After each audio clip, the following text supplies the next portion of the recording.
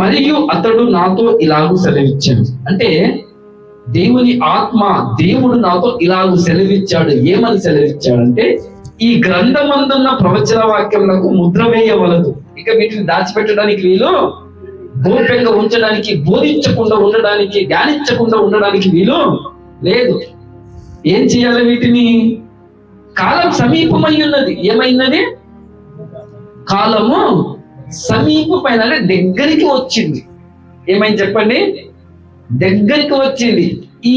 ఈ గ్రంథకర్త మొదటిలో కూడా అదే రాశాడు. అంటే సమయమిక లేదు మిత్రమా, సమయమిక లేదు శిష్యుడా, సమయమిక సమీపించినది విశ్వాసులారా, దేవుని పిల్లలారా మేలుకొనండి, సంగమా హెచ్చరిక పొందండి. హల్లెలూయా. ఒకసారి జాగ్రత్త పడండి మీరు, ఎందుకంటే టైం లేదు, కాలము సమీపమైనది. ఎట్లా సమీపమైనది? మీరు చూస్తున్నారు కదా.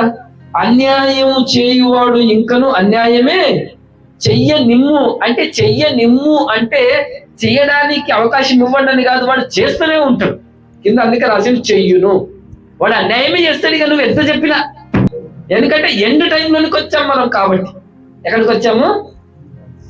ఈ సృష్టి నాశనములోనికి వచ్చాం కాబట్టి, ఈ సృష్టి ముగింపులోనికి మనం వచ్చాం కాబట్టి, యేసయ్య రాకడ సమీపించినది కాబట్టి. హల్లెలూయా.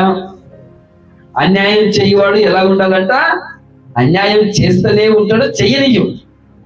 అపవిత్రుడు ఇంకను అపవిత్రుడుగానే ఉండలేము. అంటే వాడు అట్టనే ఉంటాడు. ఇక ఎట్టుంటాడు చెప్పు? నువ్వు ఎంత చెప్పినా, నువ్వు ఏ విధంగా చెప్పినా వాడు అట్లనే ఉంటాడు. అయితే మనకు ఒక శుభవచనము, మనకు ఒక మేలుకరమైన, మనం ఒక సంతోషించదగిన, మనం ఒక ఉజ్జీవింపదగిన మాట ఏంటంటే, నీతిమంతుడు ఇంకను నీతిమంతుడుగానే ఉండని. వాడు నీతిమంతుడుగానే ఉంటాడు, నీతిగా ఉండడానికే ప్రయాసపడతాడు. పరిశుద్ధుడు ఇంకను పరిశుద్ధుడుగానే ఉండని. ఇదిగో త్వరగా వచ్చుచున్నాను. హల్లెలూయా చెప్పండి.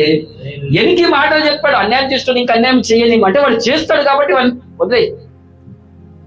అపవిత్రుడు ఇంకను అపవిత్రుడుగానే ఉండని. వాడు ఇంకా అపవిత్రతనే ప్రేమిస్తాడు, అపవిత్రతలో ఉండడానికే ఇష్టపడతాడు. వాడు నీతిమంతుడు ఇంకను నీతిమంతులుగానే ఉంటాడు, పరిశుద్ధుడు ఇంకను పరిశుద్ధత కొరికే ఆలోచన చేస్తాడు. ఎందుకు? ఇదిగో త్వరగా వచ్చుచున్నాను. యేసయ్య అంటూ నేను త్వరగా వచ్చేస్తున్నా, అయిపోయి జల్దీ వస్తా. నేను ఏమొస్తా? జల్దీ వచ్చేస్తా, త్వరగా వచ్చేస్తా, క్విక్ గా, అర్జెంటుగా వచ్చేస్తా. నేను ఇక త్వరగా వచ్చుచున్నాను.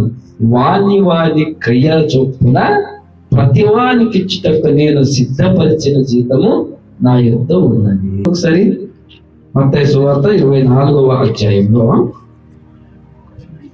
33వ వచనం ఒకసారి చూడమ్మా. 24:33. ఆ ప్రకారమే మీరు ఈ సంగతులన్నీ జరుగుట చూచినప్పుడు ఆయన సమీపమననే ద్వారం దగ్గరనే ఉన్నాడని తెలుసుకొనుడి. 37వ వచనము, నోవహు దినములు ఎలాగ ఉండునో మనిషి కుమారుని రాకడైనో అలాగే ఉండును. సమయం ఇంకా లేదు. ఇక ఏం లేదు, మనం అనుకుంటున్నట్టుగా లేదు. మీరు చూస్తూ ఉన్నారు, మీరు గ్రహిస్తూ ఉన్నారు, యూట్యూబ్ లో, వాట్సాప్ లో, ఫోన్లలో చూస్తూ ఉన్నారు. భయంకరమైన పరిస్థితులు, భయంకరమైన ఘోరమైన ఏమంటారు వైపరీత్యాలు జరుగుతున్నాయి లోకంలో. చూస్తున్నారా? వింటున్నారా? ఫోన్లలో, టీవీలలో చూస్తున్నారా? గ్యాస్ కొరత ఏర్పడిందా? భూకంపాలు స్టార్ట్ అయ్యాయా? జగడాలు స్టార్ట్ అయ్యాయా? నోవహు దినములు ఎలాగునుండునో మనిషి కుమారు దినములు కూడా అలాగే ఉండదు. కాలము సమీపమైనది, సమయము సమీపించినది. ఆయన ద్వారము యొద్దనే ఉన్నాడు. ఎక్కడున్నాడు? బయటనే నిలబడ్డాడు. తలుపు మూసినాడు అంతే, టకటక కొట్టి తలుపు తీయగానే లోపలికి వచ్చేస్తాడు. హల్లెలూయా. యేసయ్య రావడము ఆయన అందుకే 24వ అధ్యాయం మొదటి నుంచి రాస్తూ వస్తాడు. యుద్ధములు, జనముల మీదకి జనములు, కుటుంబాల మీదకి కుటుంబాలు, అక్కడక్కడ భూకంపాలు, అక్కడక్కడ కరువులు, అక్కడక్కడ లేమి. తింటున్నాములే, పైసలు ఉన్నాయిలే, పైసలు వచ్చాయిలే, ఉద్యోగం చేస్తున్నాయిలే, కొంచెం పంట పండిందిలే, అది కాదు ప్రాముఖ్యత. ఈ యుగము, ఈ కాలము, ఈ సమయము, ఇప్పుడు మనం జీవిస్తున్న దినాలు చాలా భయంకరంగా ఉన్నాయి. ఎట్లా ఉన్నాయి చెప్పండి? చాలా భయంకరంగా ఉన్నాయి. నోవహు దినములు ఎలా ఉండేనంట? సేమ్ ఇలా ఉండేనంట. ఎలా ఉండే? ఇలాగే ఉండే. తినడానికి తక్కువలే. తక్కువలే. ఇల్లు కట్టుకుంటున్నారు ఫుల్గా. ఇప్పుడు చూడండి, ఇప్పుడు ఒక ఫ్యాషన్ వచ్చింది. ఏమొచ్చింది చెప్పండి? ఎందుకు నోవహు దినములు ఎలా ఉండేనో మనిషి కుమారు దినములు అలా ఉన్నాయి. నోవహు దినంలో కూడా ఎంత ఇల్లు కట్టుకుంటున్నారంటే, ఎంత వ్యవసాయం చేస్తున్నారంటే, ఎంత వివాహాలు అవుతున్నాయంటే, అవన్నీ కాకూడదని కాదు. అయితే అవి మనకు ఒక సాదృశ్యాలు, అవి ఒక మనకు సూచనలు. ఈ రోజు నుంచి మీరు ఒక సంగతిని ఆలోచన చెయ్యండి. అరే, యేసు ప్రభువు అక్కడ సమీపించినది. మేఘారూఢుడై వచ్చుచున్నాడు, తన పరివారముతో వచ్చుచున్నాడు. ఇదిగో నేను త్వరగా వచ్చుచున్నాను. వాని క్రియల చొప్పున వారికి ప్రతిఫలం. నీ కొరకు ఆయన ఒక గిఫ్ట్ తీసుకొని వస్తున్నాడు.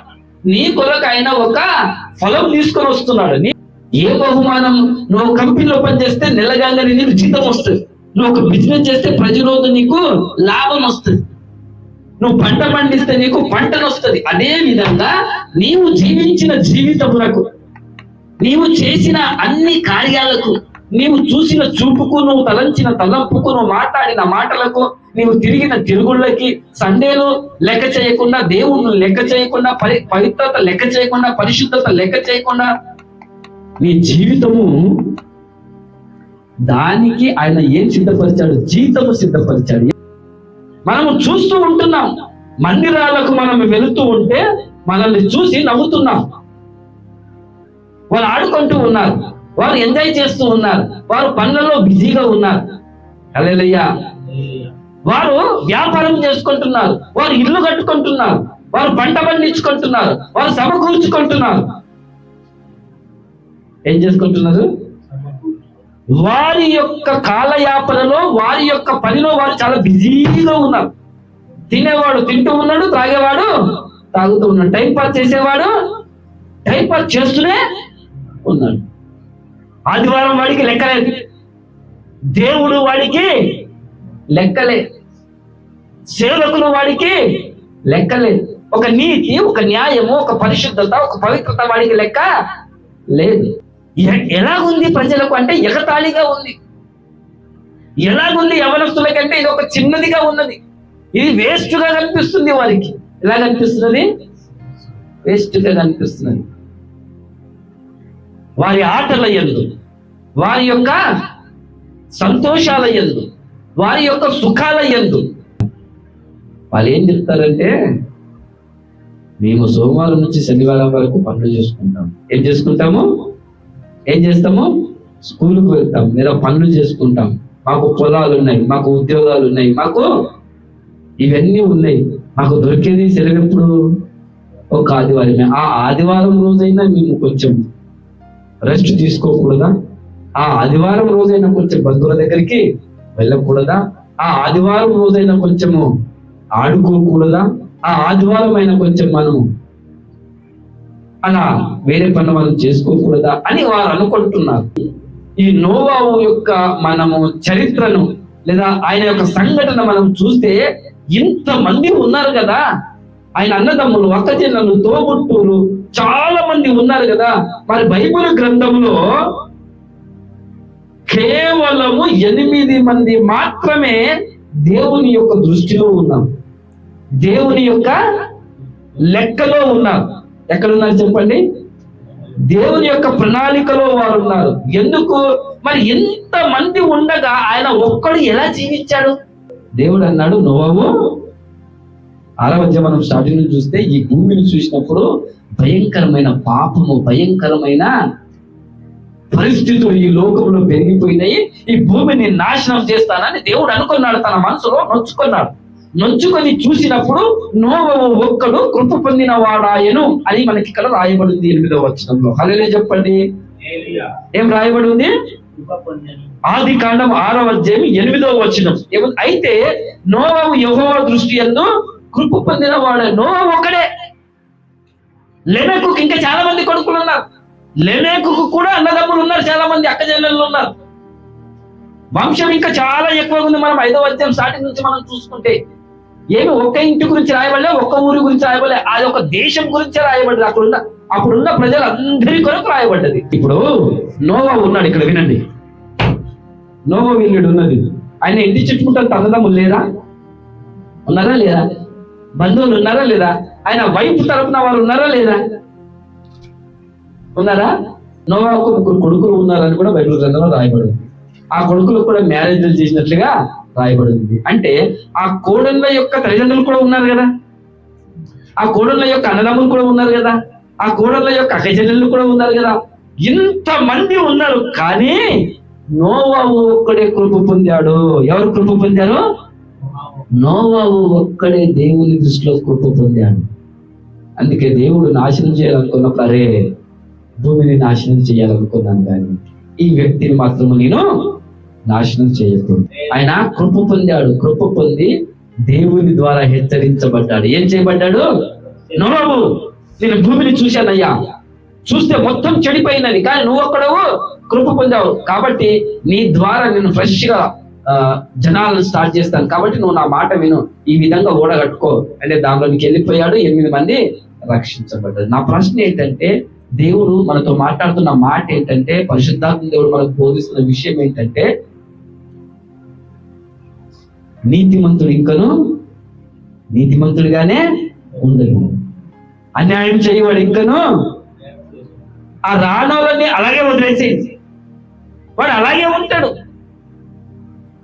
వాడు ఆ పాపంలోనే ఉండడానికి ఇష్టపడతాడు, వాడు ఆ త్రాగుడులోనే ఉండడానికి ఇష్టపడతాడు, వాడు ఆ ఆటలోనే ఉండడానికి ఇష్టపడతాడు. నువ్వు ఎంత చెప్పినా వాడు మొండిగానే ఉంటాడు. హల్లెలూయా.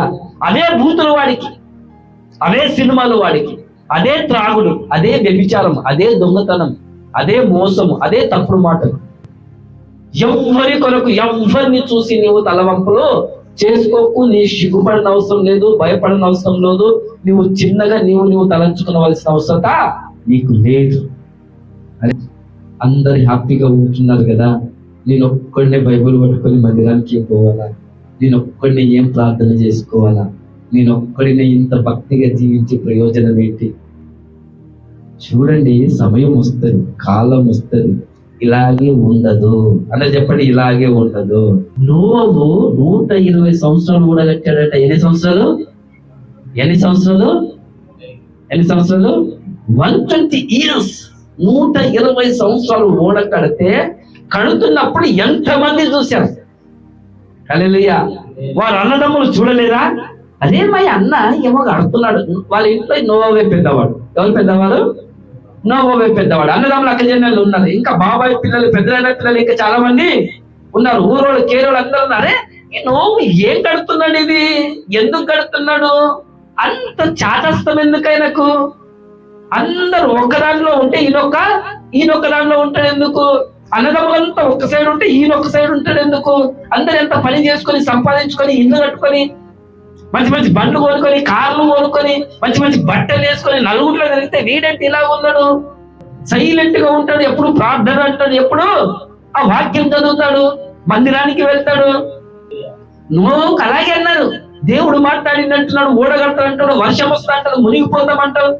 అసలు అయితే అలాగా మనం చూడకొచ్చినామా? యుద్ధాలు ప్రారంభం కాలేవా? నువ్వు ఒకరు ఆడవట్లేదా? ఒకటి కొరత ఏర్పడట్లేదా? నీ దగ్గరికి రాలేదని నువ్వు అనుకుంటున్నావా? ఈరోజు గ్యాస్ కట్ అయితే రేపు కరెంట్ కట్ అవుతుంది. దేవునికి మహిమ కలుగాక. ఇంకొన్ని రోజులకు మొత్తం ఫోనే ఉండదు. మనకు వస్తున్న నెట్ కూడా మనది కాదు, ఎక్కడి నుంచో వస్తున్నది. అది మీకు తెలుసా ఆ సంగతి? ఆ దేశస్తులు ప్లాన్ చేస్తున్నారట ఇండియాకు నెట్ కట్ చేయలేదు. అప్పుడు ఫోన్లు ఉంటాయా? మనకు వస్తున్న డీజిల్ పెట్రోల్ ఎక్కడి నుంచి వస్తున్నది? ఎక్కడి నుంచో వస్తున్నది. కట్ చేశారనుకో, నీకు ఉంటుందా?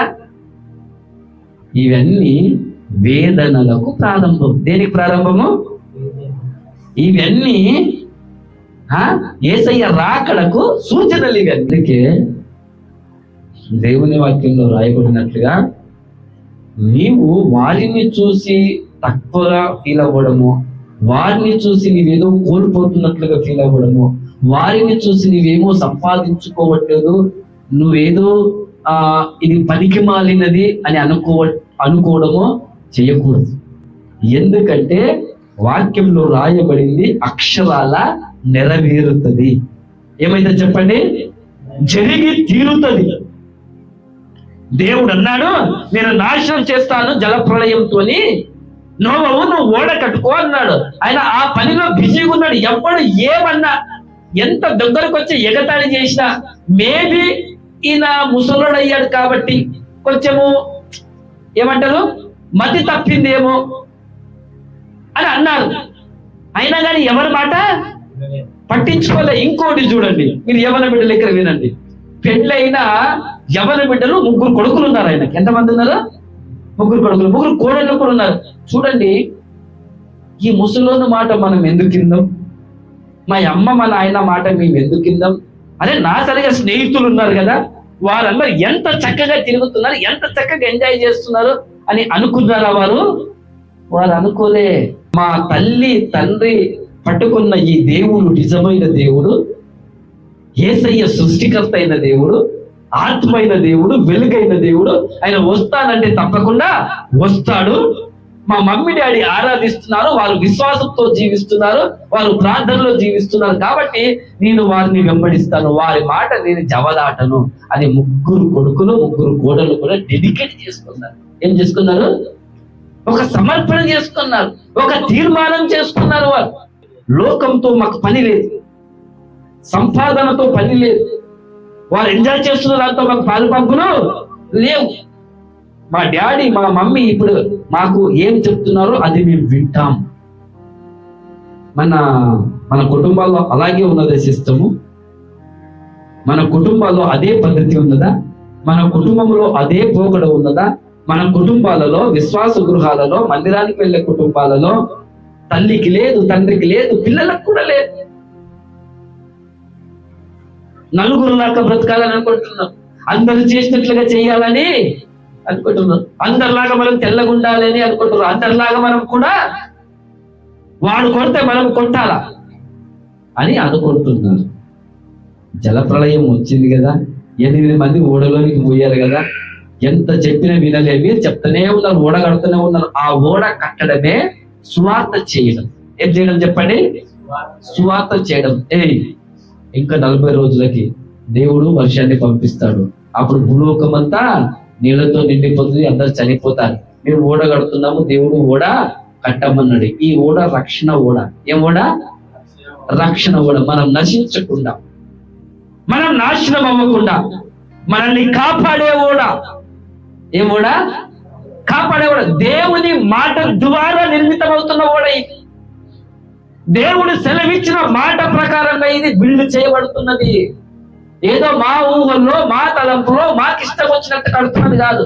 ఈ పరిచర్య, ఈ వాక్యము, ఈ రక్షణ, ఈ సువార్త, ఈ మారు మనసు, నువ్వు నీతిగా ఉండడం, పాపం వదిలిపెట్టని చెప్తున్నది ఏదో మాకు ఇష్టం వచ్చి చేసేది కాదు. ఇది దేవుని మాట. యేసయ్యే రక్షకుడే, విమోచకుడే, ఈ సృష్టికర్తే పరమును విడిచి భూలోకానికి వచ్చి ఏం బోధించాడు? మారు మనసు పొందండి అని బోధించాడు. ఏం బోధించాడు? దేవుని రాజ్యము సమీపమై ఉన్నది, మారు మనసు పొందండి. అది మీకు ఎగతాళిగా ఉన్నది, అది మీకు నవ్వులాటగా ఉన్నది, అది మీకు తక్కువగా కనిపిస్తున్నది. దేవుని రాజ్యం అంటే, రక్షణ అంటే, భద్రత, క్షేమం అంటే మీకు అది లెక్కలేని తనముగా ఉన్నది. రాత్రి పగలు చెమట గారుస్తావే పైసల కొరకు, కానీ నీ ప్రాణం కొరకు నీకేమీ లెక్కలేదు. ఒరే బాబు, రక్షణ పొందురా, మారు మనసు పొందురా, పాప జీవితం విడిచిపెట్టురా, కడుక్కోరా యేసయ్య రక్తము ద్వారా అంటే నువ్వు వినిపించుకోవట్లే. కొంచెం గుణం మార్చుకోరా, అలవాట్లు మార్చుకోరా, అది వదిలిపెట్టురా అంటే నీకు లెక్క లేదు. దగ్గరనే కూర్చుంటావు, నీ ఎదురుంగానే చర్చి, నీ పక్కనే చర్చి, అందరూ మందిరానికి పోతావు, నువ్వు మాత్రం మందిరానికి వెళ్ళవు. నేను వింటున్నాను కదా మైకు ద్వారా అని ఫీల్ అవుతున్నావు. అకస్మాత్తుగా వస్తుంది, సడన్ గా వస్తుంది, అర్జెంటుగా నీకు తెలియకుండానే వచ్చేస్తుంది. సమయం నువ్వు పోకడనో యేసయ్య రాకడనో జరిగిపోతుంది. అప్పుడు వాక్యంలో రాయబడి ఉంది, చీకటి గదిలో నీకు త్రోసివేయబడితే అక్కడ ఏడుపును పన్ను కొరుకుటైను ఉండును. అందుకే మీకు చెప్పాను, పురుగు చావదు, అగ్ని ఆరదు. 22వ కీర్తన మనం చదవము, నేను నరుడనుగాను నేను పురుగును అని రాశాడు అక్కడ. హల్లెలూయా, దేవునికి మహిమ కలుగును గాక. భయంకరమైన పరిస్థితులు, భయంకరమైన వేదన, రోదన లూకా సువార్తలో రాయబడి ఉంది 16వ అధ్యాయంలో. ధనవంతుడు దరిద్రుడైన లాజర్ ఎక్కడికి వెళ్ళాడు? పరలోక రాజ్యం వెళ్ళాడు. దరిద్రుడే కానీ ఎక్కడికి వెళ్ళాడు? పరలోకం వెళ్ళాడు. ధనవంతుడే ఎక్కడికి వెళ్ళాడు? నరకానికి వెళ్ళేమంటే, అయ్యా నేను ఇక్కడ తాళలేకపోతున్నాను, ఇక్కడ నేను తట్టుకోలేకపోతున్నాను, ఇక్కడ నేను ఉండలేకపోతున్నాను. లాజర్ను చూస్తున్నాడు, రేపు నిన్ను కూడా చూస్తారు, నువ్వు వాళ్ళకు కూడా చూస్తావు. అక్కడ అగ్నిలో వాళ్ళు కాలిపోయేటప్పుడు అగ్నిలో కాలుతూ, అరే మేము అక్కడ ఆడేటప్పుడు వీళ్ళు బైబిల్ సంకలో పెట్టుకొని బండి వేసుకొని పోయేవారు కదా. తెలిసిన వాళ్ళు, అరే ఈ అన్ననే కదా, ఈ అక్కనే కదా. హల్లెలూయా. వాడేంటి అంత నెమ్మదిగా, అంత ప్రశాంతంగా, అంత కూలుగా, అంత ఎంజాయ్ చేస్తున్నారు పరలోక రాజ్యంలో. మనం ఇక్కడ కాలిపోతున్నాం కదా, తట్టుకోలేకపోతున్నాం కదా, ఉండలేకపోతున్నాం కదా. అందుకే ప్రభు మాట్లాడుతున్నాడు, మంచి సమయం ఇదే, రక్షణ సమయం, అనుకూల సమయం. ప్రాణం ఉండగానే, సమయం ఉండగానే, దీపం ఉండగానే నువ్వు ఏం చక్క పెట్టుకోవాలా?